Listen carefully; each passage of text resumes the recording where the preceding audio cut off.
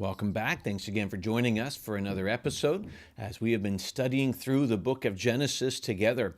If you're following along with us, we are in Genesis chapter number 19. We're going to be in verse 12 here in just a moment.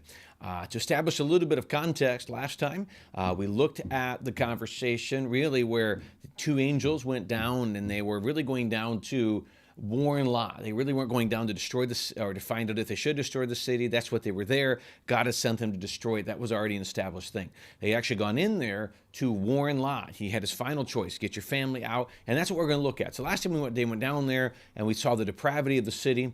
We saw how Lot had become comfortable, at least justified himself being okay in that spot, to the point where he was willing to do some pretty horrendous things to not to interfere with what was taking place. Well, now we're going to look at, we talked yesterday about some decisions that Lot made and his unwillingness to make some strong decisions, right decisions, even in the midst of a crooked place. And we said people throughout Scripture have lived in pagan societies and still honored God. It can be done. Daniel, Shadrach, Meshach, and Abednego, other men like that who in pagan societies honored God and were used greatly of God in those areas. So that can happen. We're going to see a man who refused to, and we're going to see really even more of a sad story, several more aspects of a sad story that are a result of Lot's decision. Let's go back to chapter 19 of Genesis. Look in verse 12. These men said to Lot, "Have you anyone else here? Son-in-law, your sons, your daughters, and whomever you have in the city, take them out of this place, for we will destroy this place, because the outcry against them has grown great before the face of the Lord, and the Lord has sent us to destroy it." So Lot went out and spake to his sons-in-law, who married his daughters, and said, get up, get out of this place, for the Lord will destroy the city. Catch this. But to his sons-in-law he seemed to be joking. Before we continue on, I want to just take a minute, look at that. So you have to understand, he moves his family. He separates years back from Abraham. Abraham says, you choose one side, I'll go the other. And we know at one point he was in Egypt, and from my opinion, they grew to love the city and all that came with it. We'll see a little bit more of that again in a moment. He chooses the plains of Lot. They were well watered, and he pitched his tent towards Sodom, facing the city. He loved the city, worked his way into the city, worked his way into governance in the city.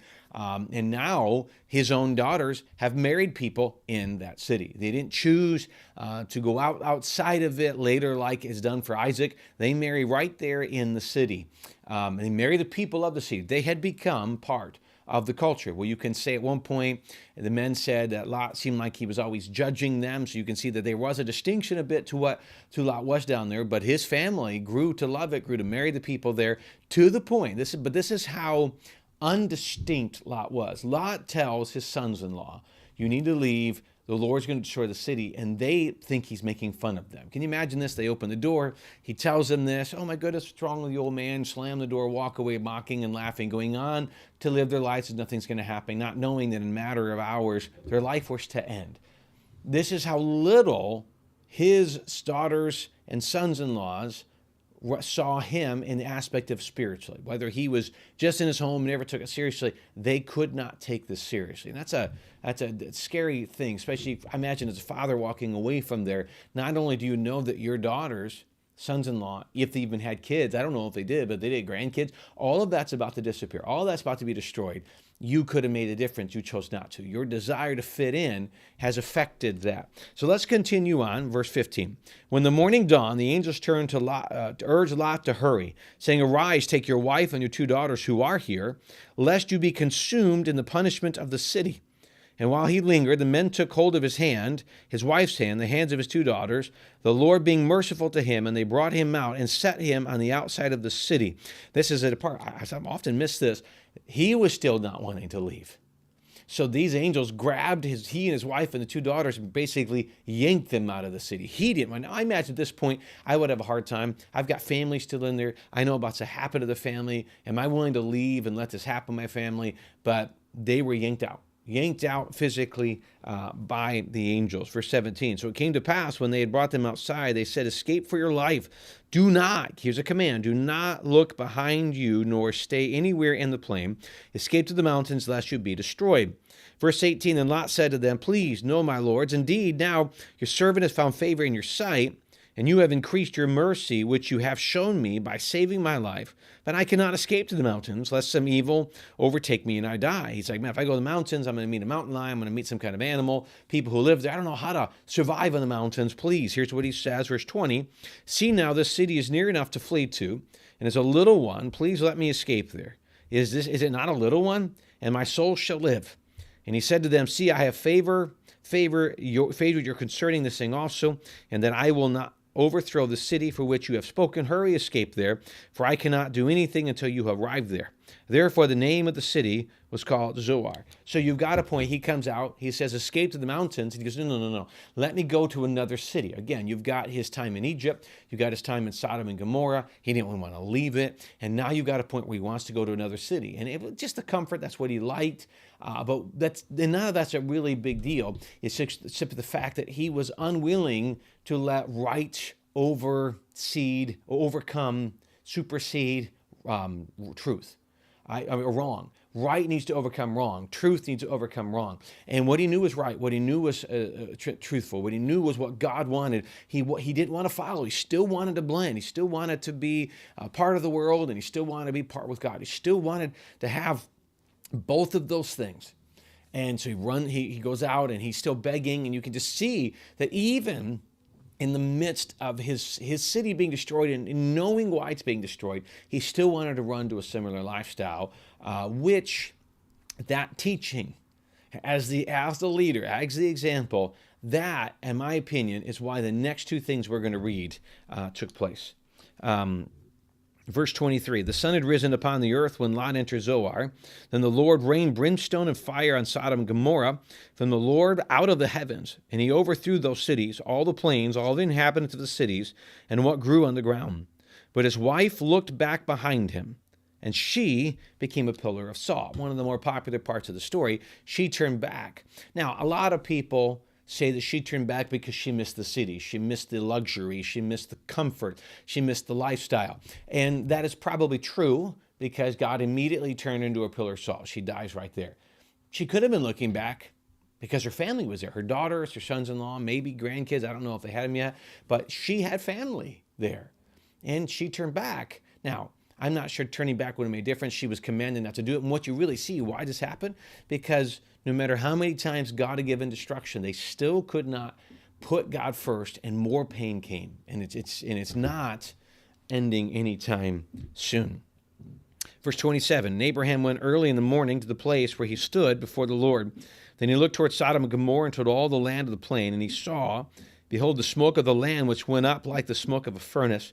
And it came to pass when God destroyed the cities of the plain that God remembered Abraham and sent Lot out of the midst of the overthrow when he'd overthrew the cities in which Lot had dwelt. Now what we run into next, so we won't get to it now, we'll get to it to the next episode. We're going to look into an aspect of, really you go to the depravity of his daughters, which is intriguing to me because just last episode we see that Lot stated to the men of the city that his daughters were virgins. So there was a level to, I guess, some level where they stayed away or he kept them away, whatever it was. It wasn't enough to have his other kids and his sons-in-law say, this is wrong, I need to go. It wasn't enough for his wife to live in obedience and not turn back. And obviously they knew it enough. He didn't turn to a pillar of salt. His daughters didn't. He had created, as a father, as the husband, he had created a lifestyle. And however he did it, his refusal to be distinct as a believer of God, as a follower of God, it was so limited that his family didn't see it. They mocked him at one point. And they themselves did not. And you'll see in a little bit how these girls are not as innocent as you might think. We'll see that in the next episode after seeing all of this. And this is part, what breaks my heart. I think about this as a father, how my decisions affect my kids. What I do, what I don't do. And one of the bigger battles for me as a father, as someone who grew up in ministry, who's now been in ministry almost 25 years, something that I have watched, and I think probably the more damaging. You've got people who go to church and people who never go to church. And a lot of times you say, oh, those who don't go to church, they're hurting their family. Can I tell you, there is one more group of people that I think is actually more damaging. People who go to church, but don't really live it Monday to Friday. They go to church, they kind of put on a front, they do the church thing, they do the tradition, whatever it is, but Monday, Tuesday, Wednesday, Thursday, Friday, they live like Satan. And please understand, we're not all going to live perfect lives. All right? We're never going to be perfect. But we're talking a difference between I struggle with sin and I engage my life into the filth of this world. And there's plenty of filth in this world to engage in. And that's what the biggest thing. You take your family to church and then you pretend like you don't know anything about it. You've got fathers, you fathers into junk, beating their mothers, beating their wives, cursing and just filth and all the things that are brought into that home throughout the week. And they go to church on Sunday. And hopefully they still will, but they won't allow the truth to transform them. It's there, they just don't want it. And they kind of sit back and watch Christianity from a distance. And my experience, having worked with teens for a lot of my time in ministry, is this is often why a lot of teens want nothing to do with church. Because they say, well, church is fake. Church is one thing, home. It's not consistent. And so it doesn't mean we're perfect. And nobody in church should ever consider themselves perfect. If you go to a church where the pastor or anybody else thinks they're perfect, you're in a bad church. None of them are. But there should be a reality. There should be acknowledgement of sin, acknowledgement of repentance, of desiring to grow. That's what the example we should be showing to our kids. And if you're struggling, as long as you're still striving to follow, you're giving your kids something to follow. Don't ever give up on that. Don't ever give up, and always be striving, no matter how good or bad a day you have, to keep following Jesus, because that is seen and that is noticed. We do appreciate the wonderful privilege you've given to us to be part of your day. We hope this is an encouragement and hope you stick with us as we'll continue in the last few verses of chapter 19 and look at one more sad aspect of the story of Lot. Again, thanks for joining us, and we look forward to seeing you again next time.